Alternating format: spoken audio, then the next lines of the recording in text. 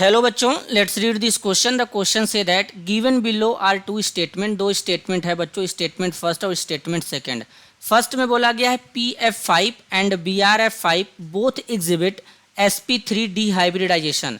Statement two में बोला गया both SF6 and CONS36+3 exhibit sp3d2 hybridisation.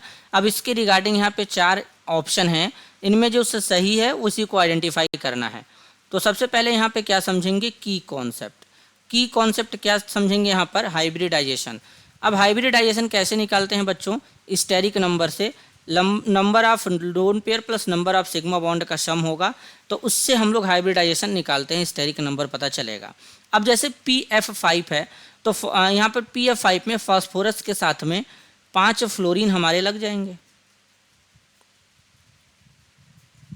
इस तरीके से।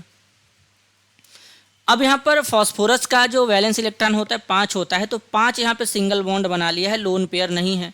अब सिंगल बॉन्ड हमेशा सिग्मा होते हैं, तो अब 5 सिग्मा का मतलब स्टेरिक नंबर 5 हो गया। स्टेरिक नंबर जब 2 होता है तो हाइब्रिडाइजेशन sp होता है, 3 में sp2 होता है, 4 में sp3 होता है और 5 स्टेरिक नंबर होता है तो sp3d होता है। और स्टेरिक नंबर 6 होता है तो sp3d2 हाइब्रिडाइजेशन या फिर d2sp3 होता है बच्चों। तो यहाँ पर स्टेरिक नंबर 5 है तो हाइब्रिडाइजेशन क्या बनेगा, sp3d बनेगा। अब देखेंगे BRF5 में तो ब्रोमीन के साथ में 5 फ्लोरीन लगे हुए हैं। ब्रोमीन का वैलेंस इलेक्ट्रॉन 7 होता है, तो पहले ब्रोमीन के साथ में 5 फ्लोरीन हम लोग क्या करेंगे बच्चों, लगा देंगे। 2 1 2 3 4 5। अब ब्रोमीन यहाँ पे 5 सिंगल बॉन्ड बना लिया है तो एक लोन पेयर भी बचेगा, 7 वैलेंस इलेक्ट्रॉन होता है। सिंगल बॉन्ड 1 2 3 4 5 सिग्मा बॉन्ड हो गया, सिंगल बॉन्ड सिग्मा होता है, एक लोन पेयर 6। स्टेरिक नंबर जब 6 है तो हाइब्रिडाइजेशन sp3 यहाँ पे d2 बनेगा। लेकिन अब स्टेटमेंट फर्स्ट में क्या बोल दिया गया है, यहाँ पर हाइब्रिडाइजेशन जो है PF5 का sp3d तो है, ठीक है, लेकिन BRF5 में sp3d2 होगा बच्चों। कैसे, 5 फ्लोरीन सिंगल बॉन्ड से है, एक लोन पेयर है, स्टेरिक नंबर 6 बनेगा, तो यानी sp3d2 हाइब्रिडाइजेशन होगा। लेकिन यहाँ पे sp3d बता रखा है, तो यानी पहला वाला स्टेटमेंट गलत है।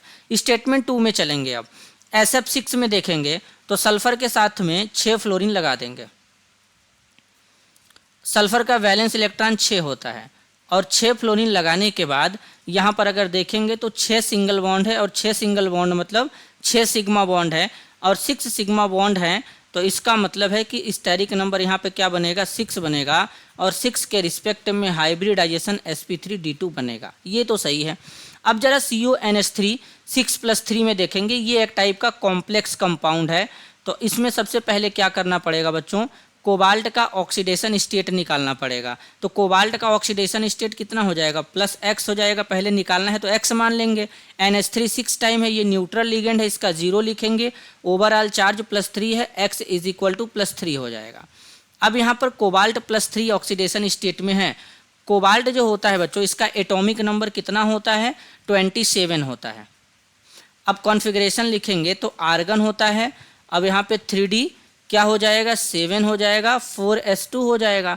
अब जब कोबाल्ट +3 ऑक्सीडेशन स्टेट में है तो कहीं न कहीं इसके ऊपर +2 का चार्ज एक यहाँ से चला जाएगा। तो जब कोबाल्ट +3 ऑक्सीडेशन स्टेट में होगा तो यहाँ पर 3D6 कॉन्फ़िगरेशन हो जाएगा। कौन सा कॉन्फ़िगरेशन लगेगा बच्चों, 3D6 लगेगा। अब जब 3D6 लग रहा है तो यहाँ पर कुछ इस तरीके से चलेगा, कोबाल्ट +3 रहेगा तो यानी यहाँ पे पहले D में 6 इलेक्ट्रॉन को भर देंगे, 1 2 3 4, एक यहाँ पे 5 हो जाएगा, तो 1 2 3 4 5 हो जाएगा। अब यहाँ पर क्या हो जाएगा बच्चों, एक 6 हो जाएगा और यहाँ पर s रहेगा और यहाँ पर 3 p ऑर्बिटल ऐसे रहेंगे। अब ध्यान से समझेंगे, कोबाल्ट +3 के साथ में जो यहाँ पर NH3 है, स्ट्रॉन्ग फील्ड लिगेंड के जैसा काम करता है, तो ये अनपेयर्ड इलेक्ट्रॉन को पेयर्ड कराता है। मतलब ये इलेक्ट्रॉन इसमें आ जाएगा और ये इलेक्ट्रॉन इसमें आ जाएगा।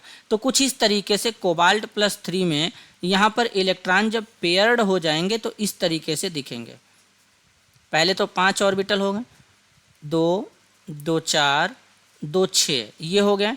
अब इसके बाद एक S 3 P, तो अब यहाँ पे इस तरीके से ऑर्बिटल यूज होंगे, दो अंदर वाले डी ऑर्बिटल यूज होंगे, तो D2 एक sp3 यानी D2sp3 हाइब्रिडाइजेशन बनेगा बच्चों। क्या बनेगा? D2sp3, जबकि यहाँ पर दोनों का sp3D2 बता रखा है। SF6 का sp3D2 होगा, लेकिन CONH3 6+3 का D2sp3 हाइब्रिडाइजेशन होगा। तो मतलब ये वाला भी स्टेटमेंट क्या हो गया? गलत हो गया। तो यहाँ पर दोनों के दोनों स्टेटमेंट गलत हैं, तो यानी ऑप्शन ए में बोला गया स्टेटमेंट फर्स्ट इज ट्रू, बस स्टेटमेंट सेकंड इज फॉल्स, गलत है। बी में बोला गया both statement first and statement second are false, तो बी वाला यहाँ पे स्टेटमेंट सही होगा, क्योंकि दोनों के दोनों स्टेटमेंट यहाँ पे क्या है? गलत है बच्चों। तो फाइनल आंसर यहाँ पे बी हो जाएगा। This is your answer. I hope you understood it well. All the best.